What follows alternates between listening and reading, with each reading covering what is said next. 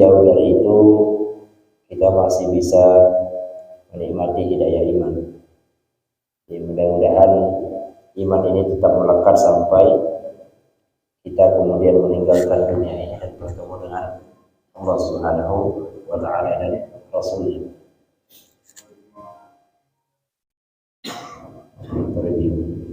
Mas Iwan tak ada, Mas Iwan ke Jakarta. Baik, hari ini kita melanjutkan kembali pembahasan kita masih di istri-istri Rasulullah SAW. Dan kita sudah membahas berapa? 10 ya. Hafal semua? Insyaallah ya. Masa tiap Kamis ditanya umat terus. Oke, kita ulangi setiap pertemuan, kita ulangi biar semuanya hafal. Jadi yang mengikuti sejak awal tambah kuat ingatannya, yang terpotong-potong juga bisa mengingat. Baik, yang pertama siapa? Khadijah binti Khuwailid. Yang kedua Saudah binti Zam'ah. Yang ketiga Aisyah binti Abu Bakar. Yang keempat Hafsah binti Umar. Yang kelima Zainab binti Khuzaimah. Yang keenam Ummu Salamah. Yang ketujuh Zainab binti Jahsy. Yang kedelapan Juwairiyah binti Haris. 9 Ummu Habibah. 10 Sofiyah binti Huyai. Ini yang sudah kita pelajari. Dari 10 ini ada yang dinikahi Nabi dari putri sahabat, yaitu siapa? Aisyah dan Hafsah. Aisyah putri Abu Bakar, Hafsah putri Umar. Ada juga istri Nabi yang awalnya adalah tawanan perang. Berawal dari tawanan perang. Dan dari 10 ini ada juga istri Nabi yang dinikahi dengan jarak jauh. Nabi di Madinah, istri beliau di Ethiopia. Siapa itu? Oh, jadi siapa kira-kira dari 10 ini? Artinya dari 10 ini macam-macam karakter istri-istri Rasulullah SAW. Dan alhamdulillah semuanya dari wanita-wanita yang mulia. Ada juga yang dinikahi Nabi karena keimanannya, karena ketakwaannya kepada Allah Subhanahu wa Ta'ala. Nah, hari ini yang ke-11 ini kita akan melihat, belajar dari istri Nabi yang sebagian ahli sejarah itu tidak memasukkan beliau. Tidak memasukkan beliau. Jadi kalau kita meruntut istri-istri Nabi, ada yang mengatakan 11, ada yang mengatakan 13, ada yang mengatakan 12 dan sebagainya.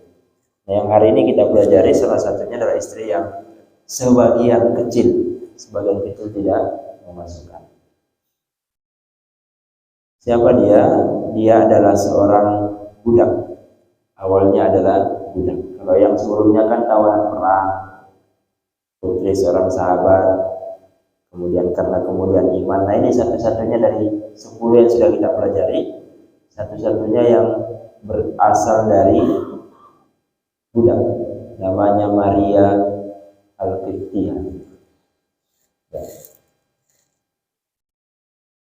Belajar Maria Al-Qibtiyah ini kita akan belajar nanti bahwa ada beberapa kemuliaan yang membuat para istri Nabi cemburunya luar biasa. Cemburu luar biasa. Dan kecemburuan ini tentu masuk akal sebagai seorang wanita yang normal itu. Ya, cemburu itu wajar. Bahkan pernah kita bahas karena sebab Maria Al-Qibtiyah ini juga Nabi pernah tidur di masjid Masjid Nabi kan tidak seperti masjid kita ya. Di masjid Nabi itu tidak ada atapnya, tidak ada tegelnya, pasir. Nabi tidur beralaskan dalam kurma. Gara-gara sebab Maria Al-Qibtiyah, bukan karena Maria ya, karena Nabi sebenarnya. Pernah kita singgung dulu ketika berbicara Hafsah. Jadi waktu itu kita ulang sedikit ya. Waktu itu giliran Nabi di rumahnya Hafsah. Tapi ternyata Hafsah punya keperluan ke rumah ayahnya, kangen ya. Akhirnya kan Hafsah ke rumah Umar. Nah ketika Rasulullah di rumah sendirian, Maria lewat. Maria lewat dipanggil oleh Nabi. Enggak mungkin kan istrinya lewat jalan gak dipanggil dia. Dipanggil oleh Nabi, masuklah dia ke rumah tempat Hafsah. Nah ketika sedang berdua, Hafsahnya pulang. Oh cemburunya luar biasa. Lalu kemudian kata Rasulullah, tolong jangan disebar ya. Ini antara saya, Hafsah dan Maria. Ternyata Hafsah curhat ke Aisyah. Aisyah curhat ke istri-istri Nabi yang lain. Maka untuk menenangkan itu kemudian Rasulullah tidak ke rumah istri-istrinya, tapi tidur di masjid. Tidur di masjid. Nah, kalau kita kira-kira diomel istri kemana? Di pos, di warung kopi, gak pulang-pulang. Nah, kalau Rasulullah enggak, kalau istrinya nggak bisa ditenangkan ya tinggal di masjid. Mudah-mudahan kita nggak ada lah istrinya yang seperti itu. Kan istri kita masing-masing satu ya. Ada yang dua sama kita ini. Belum ya? Belum ya. Rencana. Saya jadi ingat Ustaz Dasar ya. Ustaz Dasar pernah ceramah di penjara bagaimana. Setiap orang punya cobaan. Dan Ustaz, cobaan terberatnya Ustaz itu pengen nikah lagi, tapi istrinya nggak ngizinkan. Repot lagi. Repot bicara Ustaz ya. Baik, kita kembali ke sini. Ya. Jadi yang akan kita bahas hari ini adalah Maria Al-Qibtiyah. Kenapa disebut Al-Qibtiyah? Karena dari suku Qibti. Nama aslinya Maria binti Syamun, lahir di Hafan, wilayah dataran tinggi Mesir. Jadi asli orang Mesir. Nah, kalau istri-istri Nabi sebelumnya hanya wilayah Arab semuanya, Quraisy. Nah ini yang satu-satunya dari Mesir, dari 11 yang sudah kita pelajari.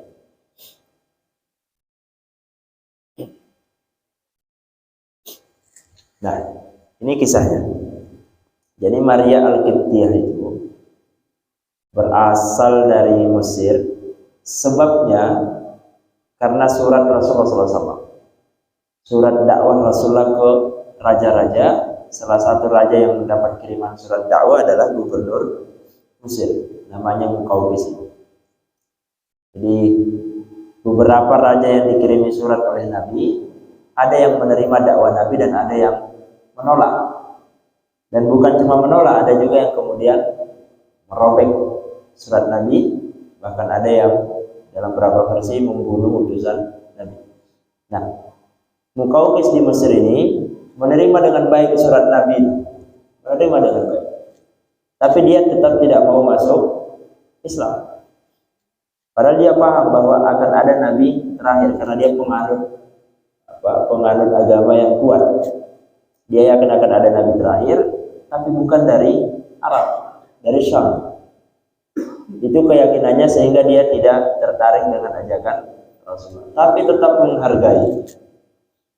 Jadi kalau siapapun yang mengajak kita kebaikan atau apapun itu, kalau menolak ya menolaknya dengan cara yang baik, apapun. Nah, Muqawqis ini menolak itu, tapi kemudian membiarkan utusan Nabi pulang. Hebatnya lagi, sebelum pulang diberi oleh-oleh. Diberi oleh-oleh. Oleh-olehnya banyak, ada binatang, ada kerajinan asli Mesir, dan ada 3 budak. Ada 3 budak. Satu, ada Maria, kemudian saudaranya Sirin, keluarganya juga Mabur. Jadi memang budak semua. 3 orang dan beberapa harta dibawa oleh Hatib bin Balta'ah ke Madinah, bukan sebagai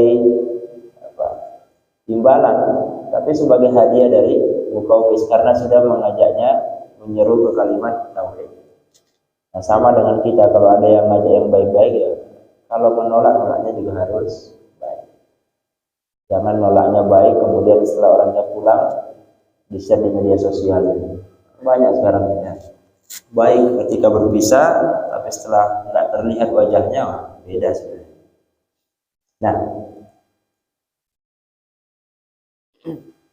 Maria Al-Qibtiyah karena dia dari Mesir, ya berbicara istri Nabi semuanya cantik sebenarnya. Saya belum pernah menemukan beberapa referensi sirah yang kami baca, belum pernah menemukan ada istri Nabi yang tidak cantik. Semuanya cantik istri Nabi. Dan Maria Al-Qibtiyah ini punya keistimewaan karena dia berasal dari Mesir. Tentu kulitnya juga berbeda dengan kulit Arab yang selama ini menjadi istri Nabi SAW. Mesti disebutkan kulitnya putih, orangnya cantik, kemudian orangnya ramah. Hampir semua istri Nabi seperti itu. Jadi wajar kemudian kalau Nabi tertarik dengan wanita-wanita mulia itu. Bukan hanya sekedar kecantikan, tapi karena kemuliaannya, karena keramahannya dan sebagainya. Nah, kita pun gitu, kalau nyari pasangan ya jangan lihat fisiknya saja, karena fisik itu bertahan berapa lama sih? Ya, fisik itu bertahan berapa lama? Saya punya teman sekarang di Jogja ya, karena PNS-nya di sana, selalu pamer. Pacarku itu loh tampan, gagal. Alhamdulillah pacaran 10 tahun lebih sampai nikah. Alhamdulillah dinikahkan, dijodohkan oleh Allah sampai ke pernikahan. Tampan Pak, aku ya cantik. Saya sampaikan, secantik-cantiknya kamu, setampan-tampannya suamimu, ya tetap saja endingnya jadi mati, endingnya jadi tanah. Mau secantik apapun ya kalau nggak keriput ya ketemu tanah. Nggak usah bangga dengan fisik. Wah aku putih, kamu hitam, nggak usah bangga ya. Karena semuanya dari Allah Subhanahu wa Ta'ala. Di masalah cantik dan lain sebagainya, tampan dan sebagainya, nggak usah dibangga-banggakan, nggak usah dibangga-banggakan. Nah, sama ketika melihat istri-istri Nabi semuanya cantik, semuanya enak dipandang mata. Dan hebatnya lagi ternyata semuanya berilmu. Istri Nabi semuanya berilmu. Nah, kalau kita kan beda ya, ada yang istrinya berilmu, ada yang suaminya yang berilmu. Kalau Nabi enggak, Nabi berilmu, istrinya juga berilmu. Sehingga istri-istri Nabi itu sepeninggal Nabi beberapa menjadi rujukan dari sahabat. Yang paling banyak kan kita kenal Aisyah radhiyallahu anha. Nah, lalu kemudian Hatib ini pulang ke Madinah. Maria bersama saudaranya ini bingung karena nggak pernah keluar dari Mesir. Dia tidak bisa membayangkan kira-kira Madinah itu seperti apa. Saya ini seorang budak akan dibawa ke tempat yang baru, akan dipertemukan dengan tuan yang baru. Kira-kira tuan saya seperti apa? Apakah tuan saya ini baik? Apakah galak? Kemudian Madinah itu seperti apa? Apakah Madinah lebih baik daripada Mesir? Banyak pertanyaan sepanjang jalan ini. Hebatnya kemudian sepanjang jalan itu ternyata sahabat Nabi, utusan Nabi Hatib itu juga menjelaskan. Jadi sepanjang jalan itu Hatib menjelaskan bahwa nanti kita akan bertemu dengan Rasulullah SAW. Fisiknya seperti ini, akhlaknya seperti ini, dijelaskan detail. Kemudian dijelaskan juga orang Madinah itu karakternya seperti apa, orang Madinah itu seperti ini. ABC semuanya dijelaskan sama Hatib sepanjang jalannya. Jadi pelan-pelan keraguan-raguannya berpindah tempat mulai berubah. Sepertinya Madinah kok lebih baik daripada Mesir. Sepertinya Muhammad itu lebih baik daripada Muqawqis. Jadi mulai muncul kebaikan-kebaikan Rasulullah dan Madinah mulai muncul karena informasi dari sahabat. Saya tadi ngajar di kelas 6. Di kelas 6 itu sekarang materinya tentang mengenal Nabi Muhammad. Lalu saya nggak buka materi. Saya minta semua siswa, silahkan semuanya tulis apapun yang kalian ketahui tentang Nabi Muhammad. Semuanya tulis. Ada yang satu baris, ada yang setengah halaman. Hanya satu anak yang nulis satu halaman. Yang lainnya bingung, apa ya? Nabi Muhammad itu siapa ya? Bingung. Saya juga bertanya-tanya, mahasiswa saya nggak ngerti nabinya. Ini kalau ditanya satu santri ngerti gak dari Nabi Muhammad? Jangan sampai kita nggak ngerti. Kalau kita sudah bahas kitabnya, di siapa Nabi Muhammad itu sudah ngerti Pak. Pokoknya nabinya umat Islam. Ada yang nulis ini. Nabi Muhammad itu orang yang paling sabar. Titik. Nggak ada lagi tambahnya. Ya sedih saya, karena saya beragamanya ini. Kalau saya kasih tugas, saya nggak bisa jelaskan. Tugasnya semuanya nyari referensi. Yang punya buku tentang sirah Nabi ada 9 anak, baca gitu. Yang nggak punya, tanya ke siapapun. Minggu depan kita bahas. Anak-anak kita sekarang ya tidak banyak yang mengenal dengan riwayat Nabi-nya. Yang dikenalkan siapa? Avenger, kartun, itu yang dikenal. Pahlawan-pahlawan yang fiktif, tidak nyata. Nah, mudah-mudahan anak-anak kita tidak ada seperti itu. Anak-anak kita semuanya mencintai Nabi-Nya Sallallahu Alaihi Wasallam. Lalu ada yang bertanya, gimana caranya mengenal Nabi? Enggak pernah ketemu. Nah, agak cerewet tanya. Ini sasaran nanya kok aneh, kita nggak pernah ketemu Nabi, bagaimana kenal?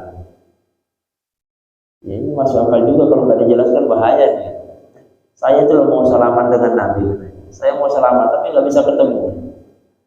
Terus saya sampaikan gini saja, kalau mau ketemu Nabi, tidur yang pulas. Tapi sepanjang menjelang tidur itu selawat terus. Rutinkan itu. Insyaallah ketemu Nabi dalam mimpi. Kemudian apa? Iya, dicoba. Kalau nggak ketemu di surga. Terus menang. Oh iya Pak. Jadi hati-hati dengan generasi kita. Jangan sampai jauh dari Nabi kita Muhammad SAW.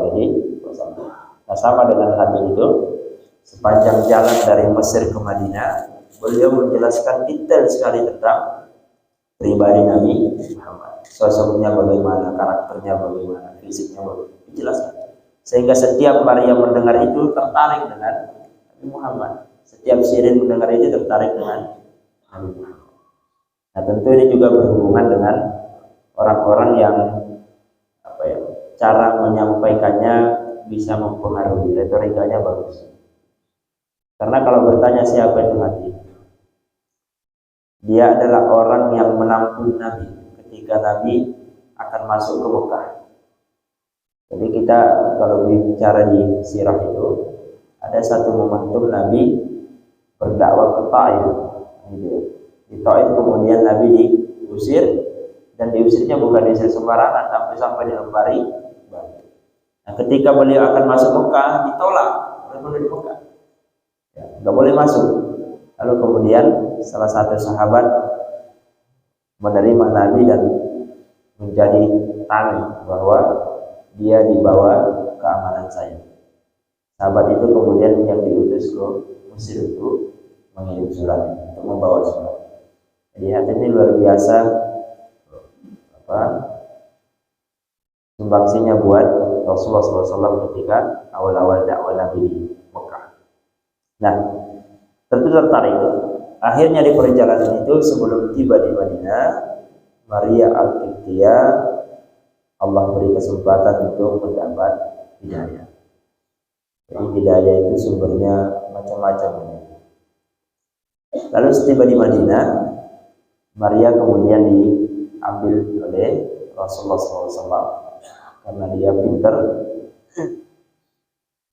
Lalu kemudian saudaranya Sirin diberikan kepada Hasan bin Sabit. Hasan bin Sabit ini penyairnya Nabi. Kemudian satunya Maburi, serahkan kepada Abu Huzaifah Al-Adawi. Lalu kemudian melihat Maria yang cantik ya. Lalu cerdas, Rasulullah SAW menawarkan dirinya untuk menikahi Maria. Dinikahi lalu kemudian status budaknya lepas. Dan ternyata Maria menerima. Kenapa Maria menerima? Tentu karena jasa hatim sepanjang perjalanan. Beliau menceritakan tentang Nabi Muhammad secara jelas. Dan tidak ragu-ragu ketika Nabi menawarkan menjadi suaminya, siap, tidak ragu-ragu.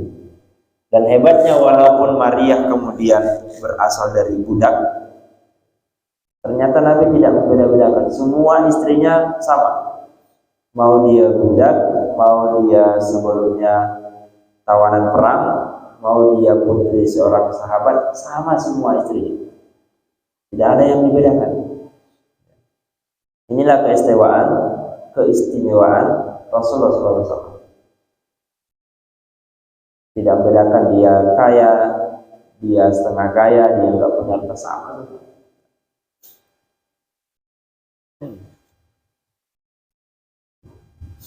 Nah, ini yang membuat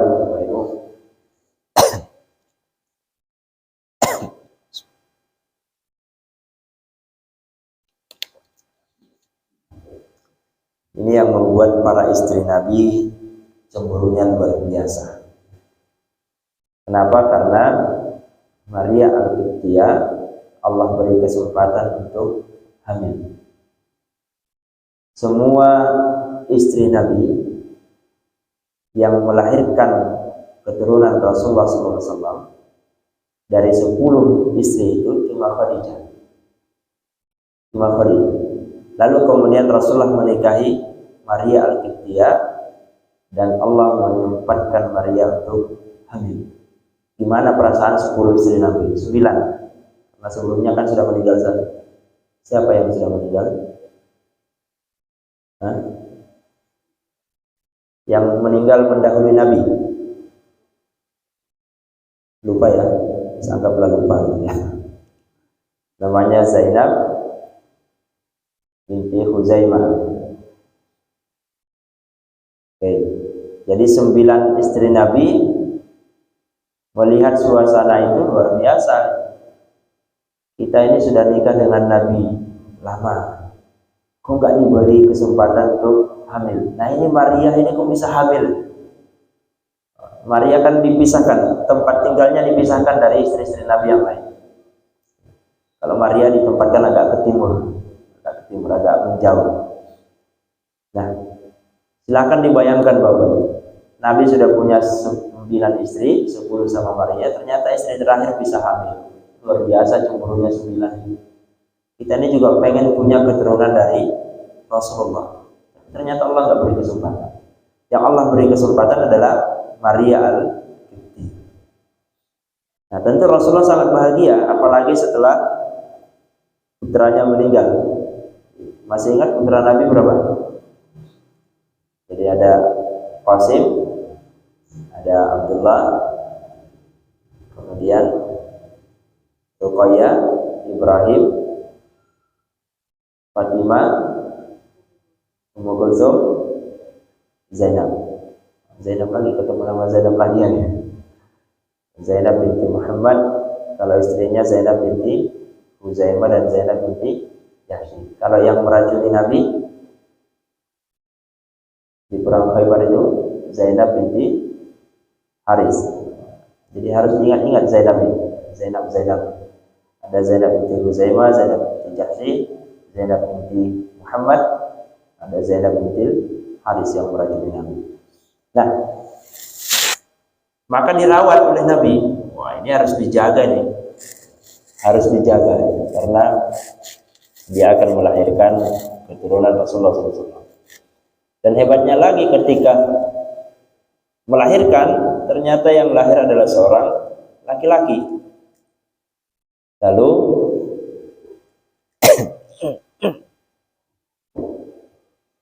laki-laki itu, anak itu kemudian diberi nama Ibrahim bin Muhammad. Jadi kalau dari Khadijah ada Qasim dan Abdullah yang laki-laki. Di Ibrahim, Qasim, Ruqayyah, Ummu Kulsum, Zainab, satunya siapa tadi?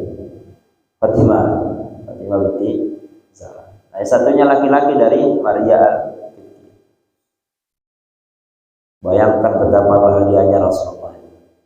Bahagia sekali. Tiba-tiba diberi keturunan laki-laki. Sebelumnya sudah meninggal 2 laki-laki. Lalu kemudian diberi lagi keturunan oleh Allah Subhanahu wa Ta'ala. Tentu sangat bahagia. Maka benar-benar dijaga oleh Nabi. Maria dijaga, anaknya juga dijaga. Sama dengan kita lah, kalau punya anak yang mesti dijaga baik-baik. Tapi luar biasa, sayang sekali dengan Ibrahim. Kemana-mana diajak. Ibrahim ini kemana-mana diajak. Sering diajak keliling oleh Rasulullah. Kalau Rasulullah sedang keliling bersama Ibrahim, itu istri-istri Nabi tutup pintu, tutup pintu, nggak mau lihat Nabi Muhammad jalan sama Ibrahim, karena saking cemburunya. Wah, itu loh suami kita Rasulullah jalan bersama Ibrahim. Jadi kalau Rasulullah menggendong Ibrahim kemana, lihat istrinya lihat, ngintip, langsung masuk rumah tutup, nggak mau lihat. Saking cemburunya, karena semua istri Nabi pengen dapat keturunan dari Nabi. Dibayangkan saja lah gitu ya, bayangkan saja betapa cemburunya para istri Nabi. Apalagi kalau digendong lagi lucu-lucunya, terutama Aisyah ini.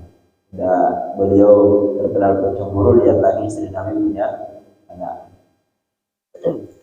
Tapi qadarullah, ternyata Ibrahim ini tidak diberi umur panjang oleh Allah Subhanahu wa Ta'ala. Lagi lucu-lucunya, lagi belajar jalan lagi, usianya hampir 2 tahun. Usianya 19 bulan. Lalu kemudian diuji dengan sakit, di mana sakitnya ini mengantarkannya bertemu dengan Allah Subhanahu wa Ta'ala. Jadi jangankan Rasulullah ini, siapapun kita kalau punya anak usia itu lagi lucu-lucunya meninggal, ya sedihnya luar biasa. Ada yang punya anak meninggal kecil? Ada ya? Zaman kita ada. Insya Allah mereka menunggu menjadi surga. Sama dengan Rasulullah SAW, walaupun sangat sedih, tapi Nabi tetap mengatakan bahwa silakan bersedih, tapi jangan meratapi. Batas bersedihnya cuma berapa hari? 3 hari. Jangan lebih dari itu. Kami tidak dapat menolongmu dari kehendak Allah, wahai Ibrahim. Jadi kalau Allah sudah berkehendak, tidak ada yang bisa nolak. Kalau Allah sudah mengatakan waktunya mati, ya mati. Mau anak kecil, mau besar, mau tua, mau muda, itu sudah waktunya. Atau lagi asik-asik pengajian ini merem 14 mati. Kalau sudah Allah berkehendak. Kalau Allah berkehendak mencabut sehat kita, ya sakit. Jadi nggak usah dibuat risau. Bahkan ada beberapa generasi itu, kalau mereka sakit haram berobat, nggak boleh berobat. Wah, ini bahaya. Nggak boleh berobat. Kenapa? Karena sakit itu nikmat dari Allah. Ini kalau dipahami bahaya itu enggak boleh berobat. Ada juga yang berpaham nggak boleh obat-obatan kimia, obatnya timbulnya bagus. Ini macam-macam. Pada intinya sakit itu adalah ujian dari Allah Subhanahu wa Ta'ala. Sehat juga ujian. Mampu nggak sehat ini kita gunakan untuk taat sama Allah. Mampu tidak sakit itu kita manfaatkan untuk taat sama Allah Subhanahu wa Ta'ala. Semuanya ujian dan semuanya adalah ketetapan Allah Subhanahu wa Ta'ala. Nah, ini yang sering dibahas ketika terjadi gerhana. Jadi ketika Ibrahim Muhammad meninggal, putra dari Maria Al-Qibtiyah, itu bertepatan dengan terjadinya gerhana. Lalu kemudian banyak yang sahabat yang menghubung-hubungkan bahwa gerhana ini karena sebab meninggalnya Ibrahim. Lalu Rasulullah menyangkal itu enggak, gerhana bulan, gerhana matahari itu hanya peristiwa alam, tidak ada hubungannya dengan kematian seseorang, tidak ada hubungannya dengan kehidupan seseorang. Oh, ini baru lahir gerhana, kan ada filmnya dulu, judulnya Gerhana. Ada yang pernah nonton Pak ya? Judulnya Gerhana karena lahirnya di bulan pas gerhana bulan. Lalu kemudian dicirikan punya kekuatan luar biasa ini. Hanya ada di Indonesia hal-hal seperti ini. Indonesia itu antik ya. Ada juga apa, kaos kaki ajaib. Di Indonesia ada kaos kaki ajaib. Ada sepatu super. Indonesia ini filmnya antik-antik dan itu laku kalau film-film seperti itu.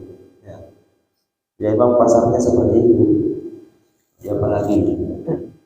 Nah, ini jadi apapun peristiwa alam itu murni peristiwa alam, gak usah dihubung-hubungkan dengan sesuatu, gak usah dikait-kaitkan. Beda kalau misal banjir, dihubungkan dengan wah ini karena sampahnya, budaya buang sampahnya kurang, akhirnya terjadi banjir. Beda lagi kalau sudah dibuat saluran biar tidak banjir, ternyata disumbahnya, itu beda lagi kasusnya gitu ya.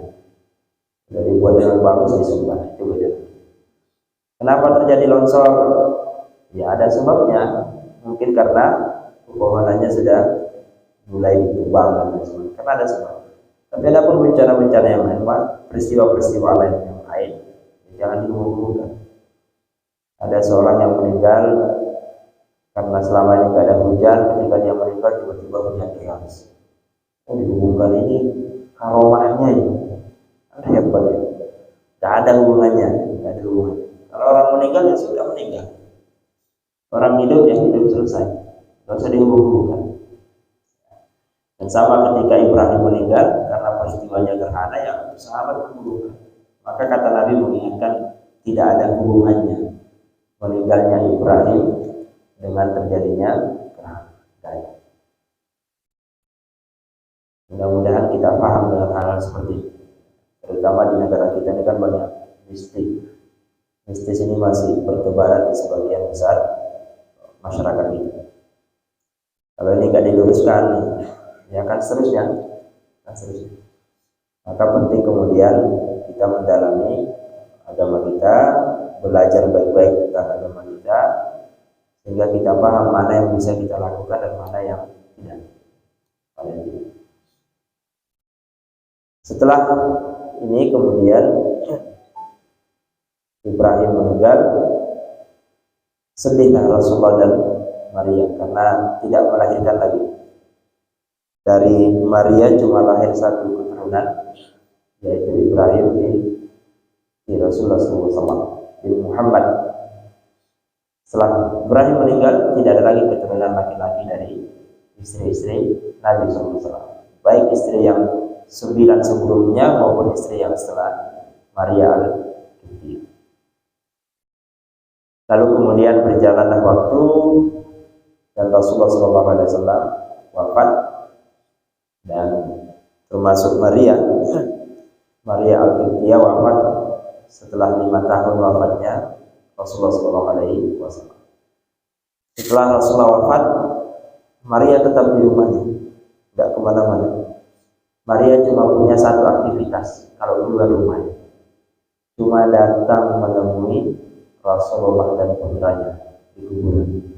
Itu saja aktivitasnya, nggak ada yang lain. Kalau sudah suaminya meninggal, anaknya meninggal, dia tinggal memaksimalkan taat sama Allah. Sisanya dia sering datang ke kuburan menemui Rasulullah dan putranya. Nah, kalau kita seberapa sering ke makam? Jarang. Paling-paling kita masuk makam kalau antar jenazah, atau kalau mau ziarah yang nunggu Idul Fitri, Idul Adha, baru kita datang ziarah kubur. Ada juga istri Nabi, masih ingat tak istri Nabi yang rajin sekali datang ke makam para pahlawan syahid? Siapa itu? Anggaplah lupa ya, karena beneran lupa. Jadi ada istri Nabi yang rajin datang ke makam para syahid perang Uhud. Nah ini Bapak Ibu, istri Nabi yang ke 11. Masih hafal semuanya? Oke, kita review lagi, kita ulang lagi. Dan penutup. 1. Khadijah binti Khuwailid. 2. Saudah binti Zam'ah. 3. Aisyah binti Abu Bakar.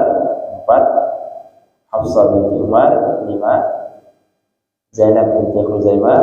6. Ummu Salamah. 7. Zainab binti Jahsy. 8. Juwairiyah. 9. Ramlah. Ummu Habibah. 10. Sofia. 11. Maria. Ya, hafal ya. Alhamdulillah. Sekarang setelah pengajian lupa lagi. Gak apa-apa ya, nanti kita pelan. Siapa tahu nanti punya anak diberi nama dengan Ummul Mu'minin. Baik Bapak Ibu, mudah-mudahan ada hikmahnya. Insyaallah kalau minggu depan masih hidup, masih sehat, masih diberi hidayah, kita berjumpa lagi insyaallah. Kita akhiri dengan istighfar dan kafaratul majlis. Astagfirullahaladzim. Subhanakallahumma wa bihamdika, asyhadu an la ilaha illa anta, astaghfiruka wa atubu ilaik. Assalamualaikum warahmatullahi wabarakatuh.